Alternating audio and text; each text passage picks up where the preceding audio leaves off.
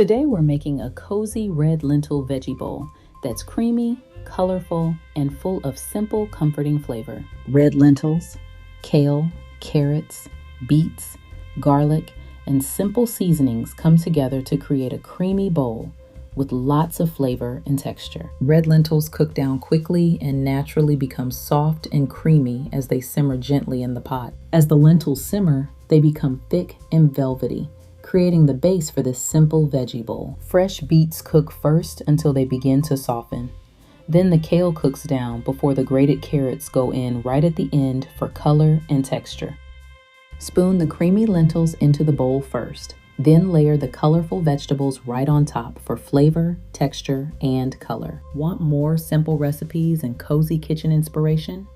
Visit the Yum Shop and join Yum's Kitchen. Creamy, colorful, and full of simple, comforting flavor that makes this bowl easy to come back to again and again. Before you go, you'll find the full recipe in the pinned comment.